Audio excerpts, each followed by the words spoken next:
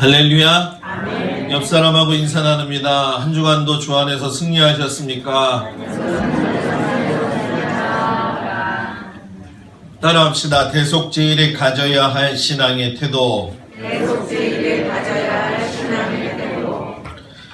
오늘 대속제일에 대해서 설교를 하고 이제 다음 주에 초막절에 대한 설교를 하면서 여호와의 일곱절기 설교는 이제 마무리를 하겠습니다. 그리고 올해 우리 교회 표어에 맞게 예수님을 담는 교회와 성도는 고린도 전후서를 통해 가지고 교회의 본질적인 의미를 되살리는 설교를 그 다음 주부터 이제 시작을 하도록 하겠습니다.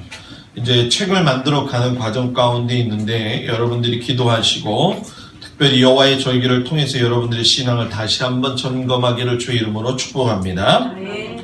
자, 대속제일은 여호와의 일곱 절기 가운데에서 여섯 번째 절기가 됩니다. 몇 번째 절기요? 여섯 번째. 네, 여섯 번째 절기가 됩니다.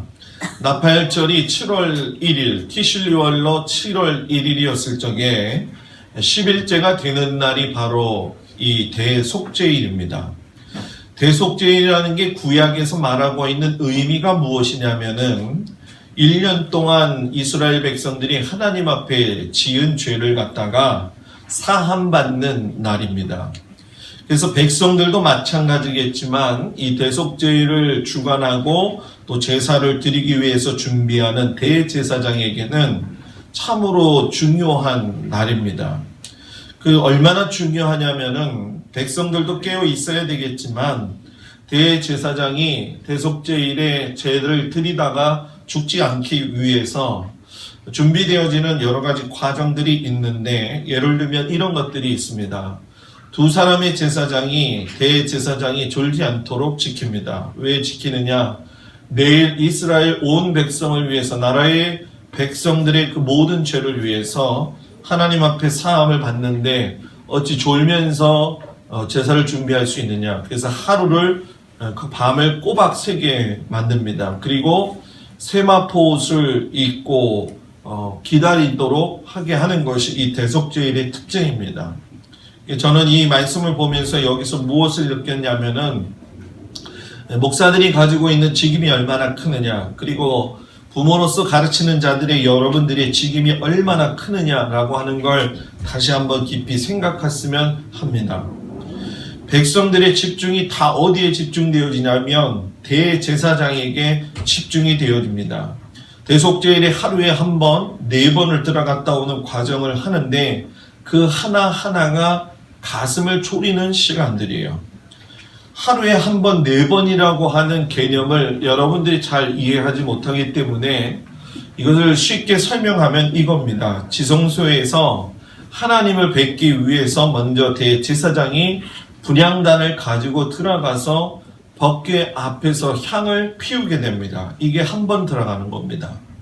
그리고 두 번은 무엇이냐면은 자기의 죄를 갖다가 먼저 하나님 앞에 고백하고 속죄소 위에 피를 뿌리러 들어갑니다. 그래서 성막에서 보게 되면 속죄소 위에 피를 뿌릴 때에 거기서 내가 너와 만나고 라고 하는 말씀을 하죠. 그래서 위로는 한 번 피를 튀기고 밑으로는 땅 아래로는 7번을 피를 뿌리게 됩니다. 그리고 세 번째가 뭐냐면 백성들의 죄를 사함받기 위해서 양을 잡아가지고 그 피를 받아 들어가지고 분향단의 뿔에다가 피를 바르면서 죄에 대한 사함을 받습니다. 그리고 마지막은 미드라시에 나와 있는 내용인데 이 모든 것들을 1년 동안 그대로 놔둘 수 없으니까 청소하러 들어가기 위해서 마지막 네 번째를 들어갑니다.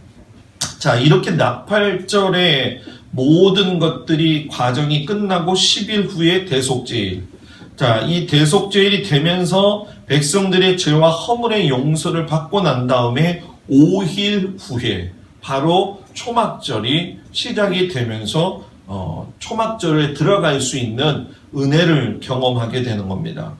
그래서 우리가 이것을 나열하게 되면은 날짜가 어떻게 되냐면 나팔절이 7월 1일에 시작이 되면 대속제일이 7월 10일이 되고 초막절이 15일이 됩니다. 그러니까 후반부의 추수의 절기는 15일 안에 맞춰지게 되어져 있다는 얘기죠. 자, 이 얘기는 무슨 얘기냐 하면은 대속죄일에 죄사함을 받지 않으면 초막절에 들어갈 수 없다는 것을 이야기하면서 또 한 가지는 예수님이 나팔소리에 오셔서 모든 성도들 가운데 죽은 자들을 부활시키시고 모든 성도들 가운데 산 자들은 끌어올리시는 휴거 사건이 끝나고 난 이후에는 여러분 대속죄라고 하는 시간의 기간이 짧다라고 하는 것이고 그 짧은 기간에 돌이킴이 있어야지만이 하나님의 나라에 들어갈 수 있는 남아있는 자들에게 은혜가 있다라는 얘기예요. 자, 이걸 성경적으로 풀어서 이야기를 하면 뭐냐? 마치 그 출이집트한 이스라엘 백성들이 약속의 땅인 가나안에 들어가기 직전에 여러분 잘 보십시오. 원망과 부정적인 생각을 가지고 있는 1세대들은 광야에서 다 죽었습니다. 오직 한 세대, 그 원세대에서 두 사람만 살게 되었는데 그것이 누구냐면 바로 여호수아하고 갈렙이죠. 자, 여기서 우리가 생각해야 될 것이 무엇이냐면 왜 그들이 원망을 했고 그들이 왜 부정적인 생각을 했고 어떻게 보면은 가장 현실적인 생각을 한 것 같은데 하나님께서 광야에서 다 죽여버리셨느냐라는 얘기예요. 아마 어떤 분들은 여러분들은 생각할 적에 하나님이 이렇게 잔인하신 분인가 이렇게 이야기를 하실 줄 모르겠지만 구약적 개념에서 보게 된다고 한다면 하나님은 자기의 백성들을 너무나도 사랑하시기 때문에 죄 범하는 것 자체를 원치 않으셨다는 거예요. 근데 그들이 이집트에서 살면서 나왔을 적에 하나님의 백성으로 선택은 받았지만은 사고방식과 마음의 자세만은 바뀌지 않았다는 얘기예요. 자, 우리가 출이집트한 사람처럼 우리는 예수님을 믿고 예수님을 따라가는 사람들입니다. 그럼에도 불구하고 내 안에 사고방식이니 또는 마음의 태도가 이런 이집트에서 나온 1세대들의 마음처럼 원망과 부정적이고 현실적인 생각들만을 가지고 산다고 한다면은 광야에서 죽는 것처럼 우리의 신앙이 여러분 뭡니까? 소멸될 수 있다는 거예요. 겉으로는 성도의 삶을 살고 있지만 성도의 이름에 걸맞지 않는 모습들이 우리 안에 얼마든지 있을 수 있다는 얘기예요. 자, 이 마음과 태도를 바꾸고 난 다음에 하나님께서 이 세대들을 데리고 여러분 요단강을 건너서 적진 한가운데에 들어가게 됩니다. 여러분 잘 보십시오. 그 적진 한가운데에 들어가서 언제 쳐들어올지 모르는 상황 가운데 있는데 하나님께서 이스라엘 백성들에게 모두 할례를 행하라고 이야기하셨어요. 여러분 이건 바보 같은 짓입니다. 왜냐하면 할례를 여러분들이 잘 아시지만은 그 고통이 얼마나 큽니까? 적어도 10일이나 15일 이상 지나야지만이 그 아픔에서 벗어날 수가 있는데 자, 10일이나 15일이라고 하는 공간을 갖다가 비워놓았다. 어디에서? 적진 한가운데에서. 자, 이렇게 될 경우에 적진들이 쳐들어오게 되면 한 사람도 남김없이 죽게 된다는 얘기예요. 그럼에도 불구하고 여러분 하나님께서 굳이 할례를 하라고 하셨다는 것은 대속죄일과 같은 의미를 가지고 있습니다. 그건 뭐냐면 하나님을 믿고 따르는 자는 내가 책임지겠다는 거예요. 하나님을 믿고 따르는 자는 내가 책임지겠다는 거예요. 아멘. 여러분 오늘 이 세대가 바로 그러한 세대가 되었다는 거예요. 아무리 현실적인 삶을 우리가 살아가고 있지만은 대속죄를 준비하고 있는 신앙의 태도가 있어야 되고 할례를 받았던 이스라엘 백성들의 모습들이 우리들 안에 있어야 된다는 거예요.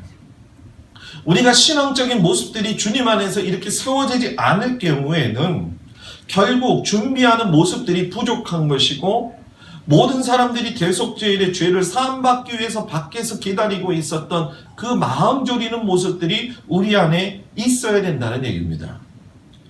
그렇기 때문에 유대인과 더불어 모든 성도들이 깨달아야 될 것이 무엇이냐면 자기 죄에 대한 점검이 있어야 돼요. 여러분들은 여러분들의 죄에 대한 점검을 얼마나 하고 있습니까? 죄에 대한 점검은 기도하는 것으로 끝나는 것이 아닙니다. 설교를 듣고 가는 것으로 인해서 죄에 대한 점검이 끝나는 게 아닙니다. 죄에 대한 점검이 끝남과 함께 이루어져야 될 것이 있는데 그것은 무엇이냐면 바로 속죄가 이루어져야 된다는 거예요. 그런데 이 속죄가 이루어지기 위해선 선행되어야 될 과정이 있는데 그것이 뭐냐면 회개를 해야 된다는 거예요. 그러니까 회개할 때 속죄가 이루어지고 자기 자신의 어떤 죄에 대함을 깨닫게 되고 그리고 주님 오실 날에 대해서 뭐예요? 우리가 신앙의 태도를 가지게 된다는 거예요. 우리가 그렇기 때문에 오늘 이 말씀 속에서 세 가지의 깊은 뜻을 깨닫게 되는데 그 중에 하나가 뭐냐면 따라서 해볼까요? 예수님의 사랑을 통하여서 죄의 문제를 속죄받는 날이다. 뭐라고요? 예수님의 사랑을 죄의 문제를 속죄받는 날이다. 자, 오늘 우리가 읽은 성경 레위기 23장 26절에서 32절을 깊게 읽어보게 되면은 대속죄를 맞이할 때에 중요한 몇 가지 지침이 있습니다. 그 중에 하나가 뭐냐면 날짜가 일곱째 달 10일이라는 것을 지키라는 거예요. 그리고 성회의 날로 모이라는 거죠. 성회는 전부 모이라는 얘기입니다. 그리고 화제, 곧 희생 제사를 드리라는 거예요. 그리고 이 일을 아무 일도 하지 말아라. 왜? 죄사함 받기 위해서.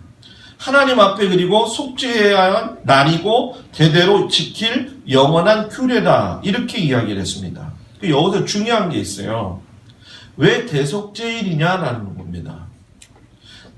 대속죄일은 하나님께서 정해놓으신 절기입니다. 이스라엘 백성들이 1년 동안에 자기가 지은 죄들이 있을 적에 그 대속죄일에 들어간 대제사장을 통해서 하나님이 모든 죄를 사하여 주시는 거예요. 그러니까 이 사하여 주신다, 우리의 죄를 사하여 주신다, 이런 의미를 가지고 보면은 여러 가지 의미가 같이 들어가고 있는데 그 중에 하나가 뭐냐면 우리 죄를 속하여 주신다, 우리 죄를 사하여 주신다, 우리를 구속하여 주신다, 이런 의미가 되죠. 자, 그렇기 때문에 이 속하다라고 하는 말이나 이런 그 뜻에 대해서 우리가 잘 알아야 되는데 예수님이 우리의 죄를 속하신다는 얘기는 뭐냐면 내가 지은 죄 그리고 가오에 대해서 예수님께서 보상하셨고 예수님께서 배상하셨고 예수님께서 대가를 치르시고 지불하셨고 없애셨다라고 하는 뜻이 속하다라고 하는 뜻입니다. 성경적으로 이 부분을 갖다가 간략하게 정리를 하게 된다고 한다면 속량한다라고 하는 말도 있어요. 이 속량한다는 말은 뭐냐면 노예나 노예의 몸에서 또 노비의 몸을 가지고 있을 때에 자유인으로 만들어준다는 거예요. 여러분, 우리는요 죄의 노예였어요. 우리는 죄값을 통해서 자유로움을 가질 수도 없고 하나님이 주시는 평강을 가질 수도 없는 자들이었어요. 그런데 주님께서 속죄, 우리들의 죄값을 위해서 예수님이 배상, 곧 지불하셨다는 얘기입니다. 디모데전서 2장 6절에 보면 그가 모든 사람을 위하여 자기를 속전으로 주셨으니 누구를요? 자기, 예수님이. 고린도전서 6장 19절에서 20절에 보면은 너희는 너희의 것이 아니라 값으로 산 것이 되었으니 그런즉 너희 몸으로 하나님께 영광을 뭐예요? 돌리라. 대단히 중요한 설교를 하고 있어요. 고린도전서 7장 23절에 보면 너희는 값으로 사신 것이니 사람 등의 종이 되지 말라. 내가 하나님 앞에 속량받아 예수님의 자녀가 되고 하나님의 자녀가 되었으면 사람들, 세상 사람들 따라 살지 말고 세상 사람들의 종이 되지 말라는 거예요. 사도행전 20장 28절에 보면 하나님이 자기 피로 사신 교회다라고 했어요. 이것은 곧 여러분의 가정도 교회가 되는 겁니다. 갈라디아서 3장 13절에 보게 되면 그리스도께서 우리를 위하여 저주를 받은 바 되사 율법의 저주에서 우리를 뭐예요? 속량하셨으니 이렇게 말씀하셔요. 자, 우리가 하나님의 자녀, 곧 성도로서 살 수 있는 것은 예수님께서 자기의 목숨을 내놓으셨다는 겁니다. 자, 이 얘기는 뭐냐면 예수님의 희생으로 십자가의 달리심의 사건이 없이는 그 피값으로 우리의 죄를 지불할 수 있는 다른 방법이 뭐예요? 없다라는 거예요. 그렇기 때문에 예수님이 우리를 사하셨다는 얘기는 뭐냐면 용서하신다는 의미예요. 여러분들을 용서하셨다는 의미는 죄를 사하여서 면제받게 하셨다는 거예요. 그럼 여러분, 우리가 얼마나 큰 은혜를 잊고 살아가고 있습니까? 이것을 아는 것이 신앙생활의 가장 큰 은혜고 기쁨입니다. 세상 사람들은 이것이 얼마나 기쁜지를 모릅니다. 또 우리를 구속하셨다라고 하는데, 구속하셨다라고 하는 건 구속을 받기 위해서 그런 구속의 의미가 아니라 우리를 다시 사셨다는 얘기예요. 우리가 저당 잡혔는데 누구에게? 사탄에게. 그 값을 주고 다시 찾아서 상환했다라는 얘기입니다. 결국 구속하셨다는 건 내 죄의 값을 예수님이 지불하시고 사탄에게서 가지고 있는 우리 생명을 갖다가 사셨다는 거예요. 예수님이. 그래서 여러분, 우리가 잘 알아야 될 것이, 구약적으로 보게 되면 이집트에서 하나님께서 해방을 주시고 율법을 주셨을 적에 이스라엘 백성들이 오순절날에 율법을 받았지만은 하나님의 자녀로 그 택하신 날에 금송아지 숭배를 했습니다. 그 우상 숭배를 회개하고 있는 큰 의미가 가지고 있는 것이 바로 이 대속죄일의 큰 의미라는 얘기예요. 그래서 성막이나 성전 시내에 보게 되면 대속죄일에도 어김없이 여러분 1년에 한 번씩 4번 들어가서 죄사함을 받는데, 문제는 뭐냐 하면 죄사함이 대속죄일이 그 다음에 이루어지게 되면 또 그날에 들어가서 대속죄일 예배를 드려야지만이 또 죄사함을 받을 수가 있는 거예요. 그러니까 구원이라고 하는 것이 시간적으로 봤을 적에 한시적입니다. 얼마입니까? 구원의 한시적인 시간이 1년이잖아요. 1년. 올해 대속죄일 끝났으면 내년 대속죄일에 가서 또 죄사함 받아야 되잖아요. 그죠? 그러니까 1년이란 말이에요.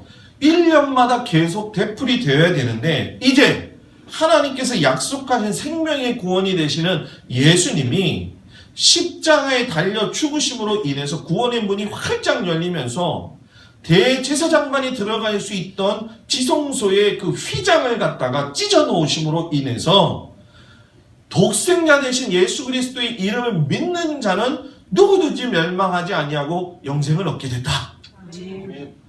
그걸 여러분들이 깨닫게 됩니다. 그래서 우리가 여러분 다시는 죄에 대해서 구속함을 받지 아니하고 우리가 하나님의 백성이 됨으로 말미암아 뭐예요? 하나님의 영원한 자녀가 되었다.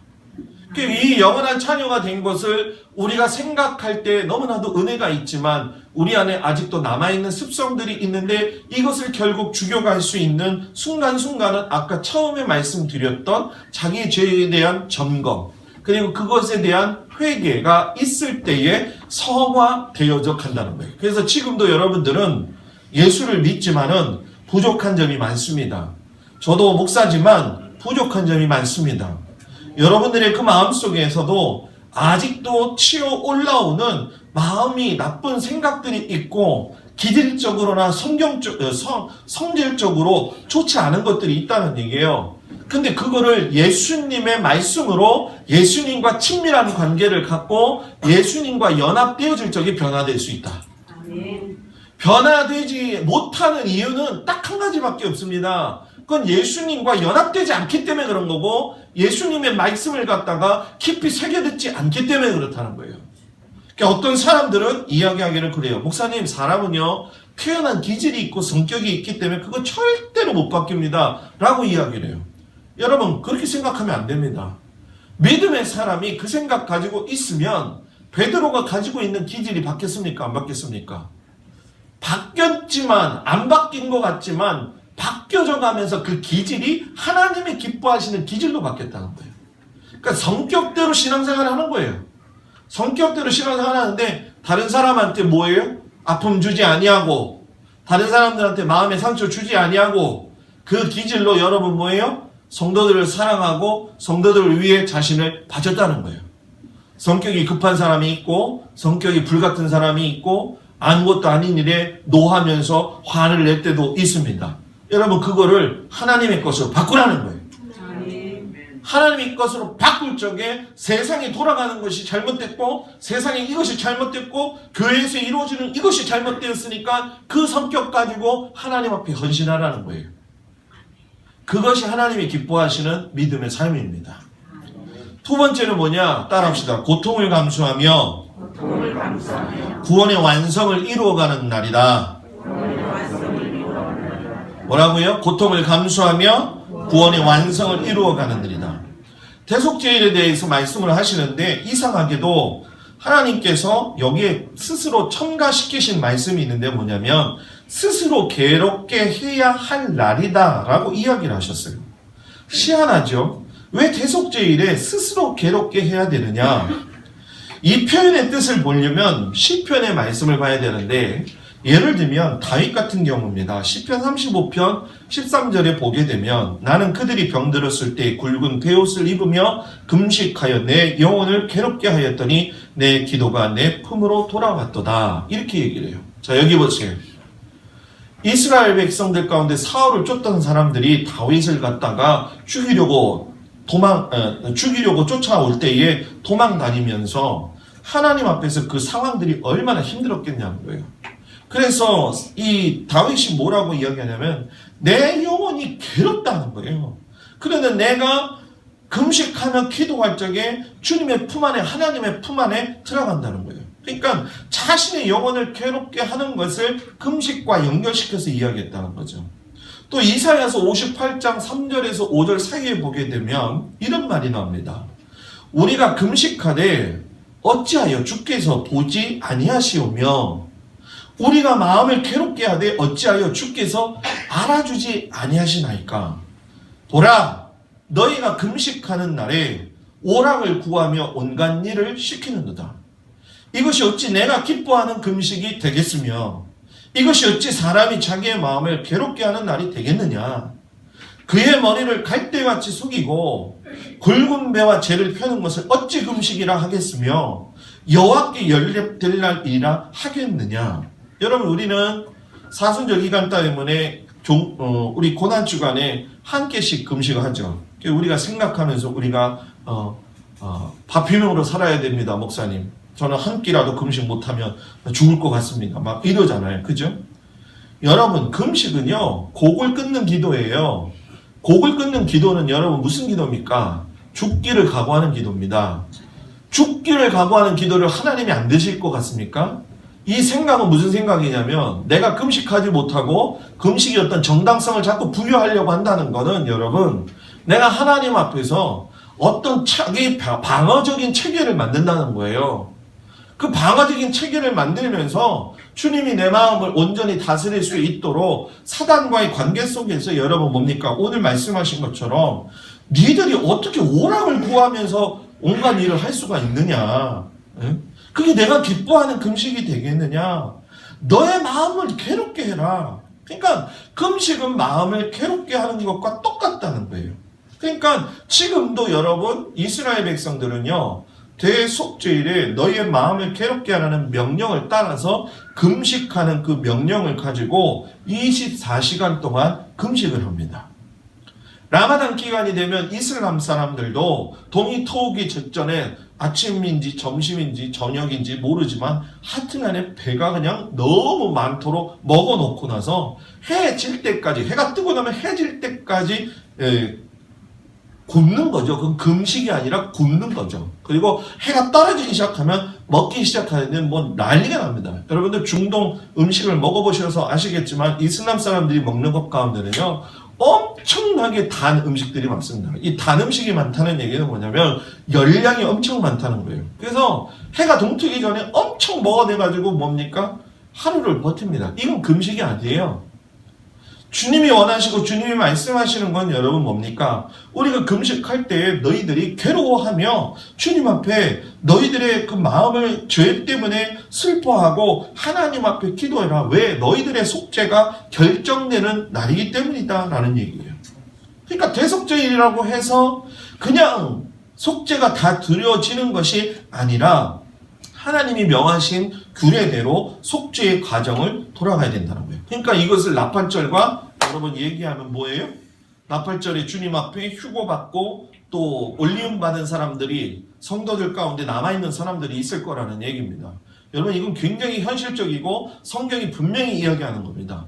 그 중에 뭐 어떤 사람들은 7년 대환난에 3년 전이냐 3년 후냐 남아있느냐 없느냐 그게 중요한 게 아니라 중요한 건 내가 혹시 휴거를 받지 못해서 올라가지 못한다 할지라도 하나님은 이 유예 기간에 대속죄를 주셔가지고서는 우리가 하나님 앞에서 괴롭게 하며 금식하며 내 자신이 주님 앞에 매달릴 적에 하나님 마지막 날에 오시는 그 강림하신 날에 올라갈 수 있다.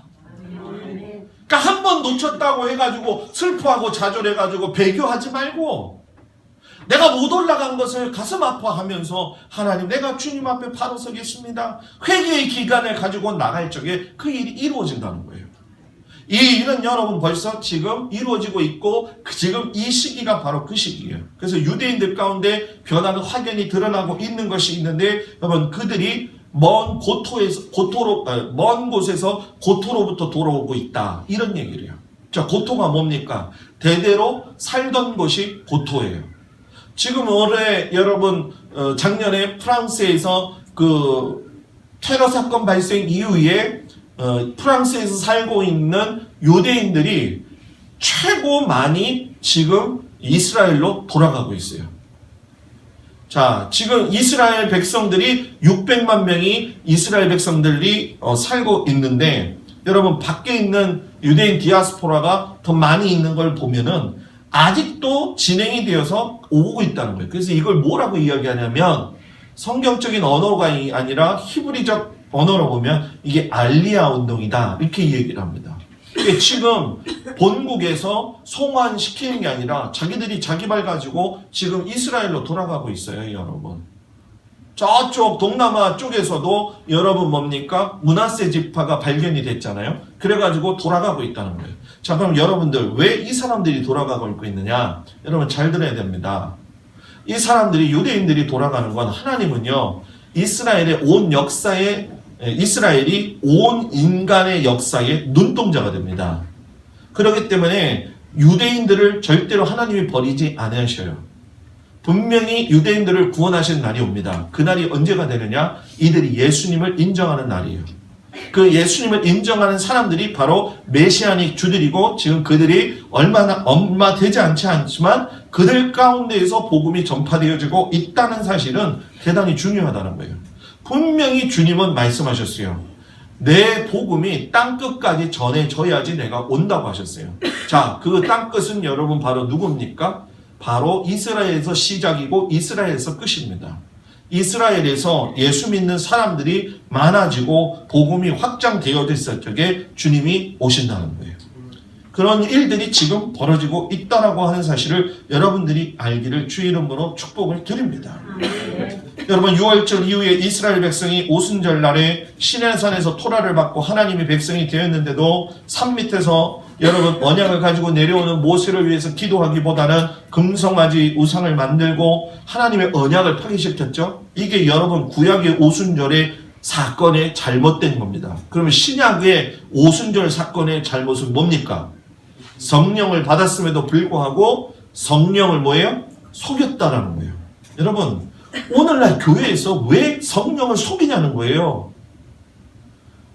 목사인 저도 마찬가지지만 우리 장로님, 권사님, 집사님, 우리 모든 성도들이 알아야 될 것이 있는 게 여러분 뭐냐면 교회는 하나님의 교회이기 때문에 하나님이 움직이시니까 그것을 믿는 믿음을 가지고 성령을 속이지 말고 거기에 순종하며 나가야 됩니다.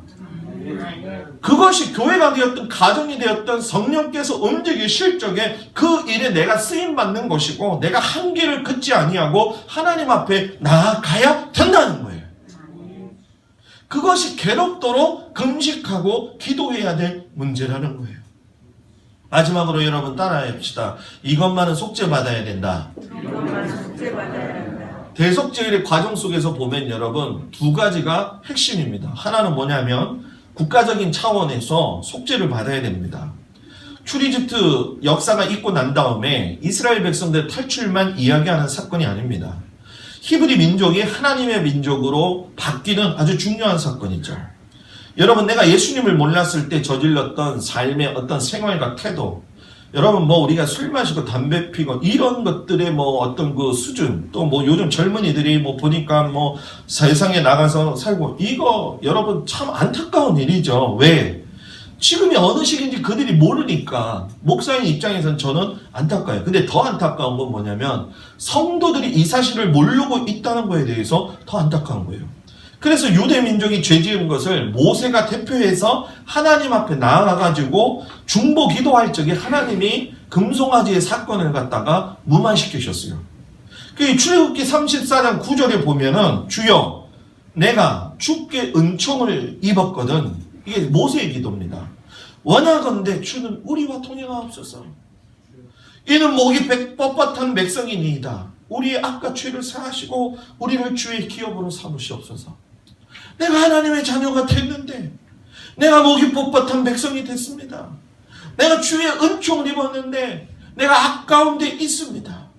대속죄에는 이렇게 이런 마음을 가지고 우리의 심령이 여러분 하나님과 반대되는 모든 것들을 가지고 하나님 앞에 나아가서 모세처럼 기도해야 되는데, 여러분 오늘날 이 일을 누가 해야 되느냐? 바로 믿는 우리들이 해야 된다는 사실이에요.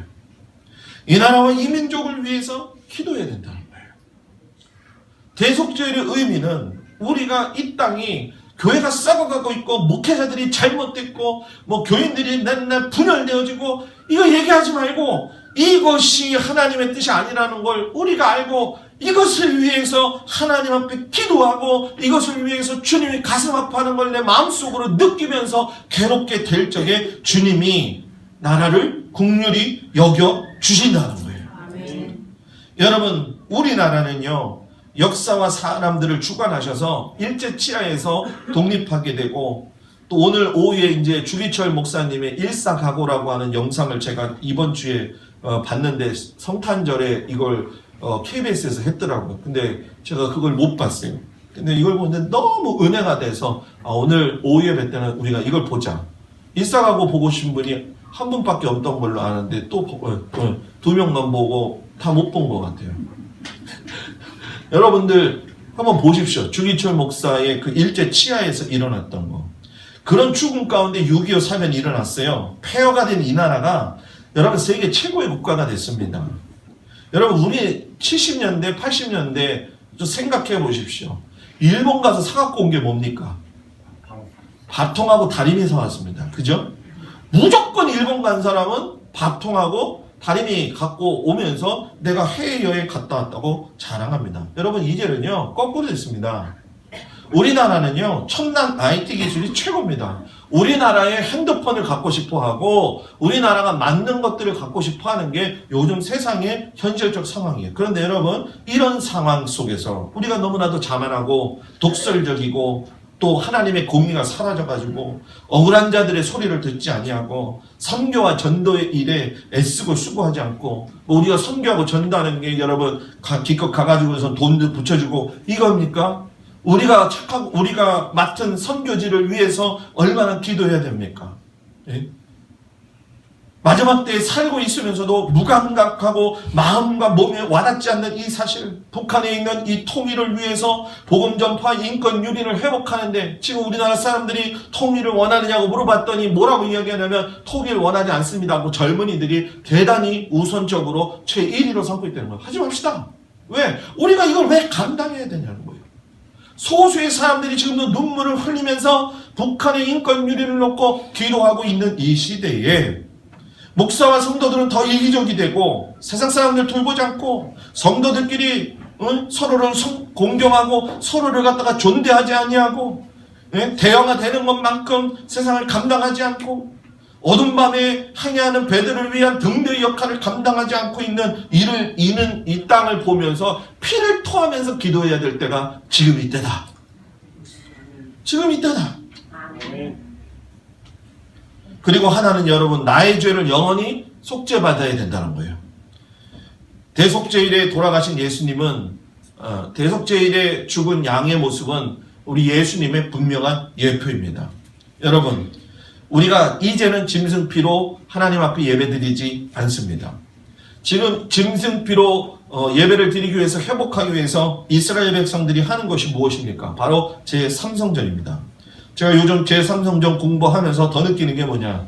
제3성전을 추구하고 있는 것이 우리가 보통 이야기하고 있는 전통적 유대인들이 아니라 미국이나 일반 돈의 물질을 가지고 있는 로스차일드 가문이라든가 하는 쪽에서 시오니즘이라고 하는 이유를 통해 가지고 성전을 만들어가고 있다는 걸 요번에 깨달았어요. 엄청나게 문제가 되고 있는 거죠. 여러분, 왜 이런 말씀을 드리느냐? 히브리서 기자가 대속죄일의 의미를 분명하게 얘기했어요. 히브리서 10장 3절, 4절, 11절에서 12절, 14절을 보면 이 제사장들에게는 해마다 죄를 기억하게 하는 것이 있나니 이는 황소나 염소의 피가 능히 죄를 없이 하지 못함이라. 제사장마다 매일 서서 섬기며 자주 같은 제사를 드리되 이 제사는 언제나 죄를 없게 하지 못하거니와. 뭐예요? 제사장들이 1년에 섬기면서 죄를 드려도 언제나 죄를 뭐 한다고요? 없게 하지 못하거니와. 오직 그리스도는 죄를 위하여 한 영원한 제사를 드리시고 하나님 우편에 앉으사 그가 거룩하게 된 자들을 한 번의 제사로 영원히 온전하게 하셨느니라. 아멘. 예수님의 초림으로 인해서 이것은 다 해결받았습니다. 이제 우리가 준비해야 될 것은 다음 주에 장막절을 마지막으로 우리가 설교를 마치지만 재림하여 오시는 예수님을 우리가 준비하면서 예수님의 죽으신 그 보혈과 그 성만찬을 통해서 우리가 느꼈던 이런 삶의 모습들을 갖다가 퇴색시키는 삶을 살지 말고 단번에 우리 죄를 위해서 자신의 모든 것을 드리신 그 예수님을 기억하면서 내가 속죄함 받았구나. 내가 속죄함 받았구나.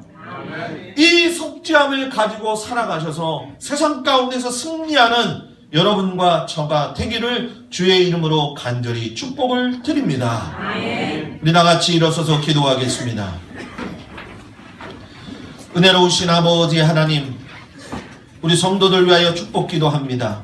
가슴에 손을 얹고 기도할 적에 주님 이 시간 축복하여 주시옵소서.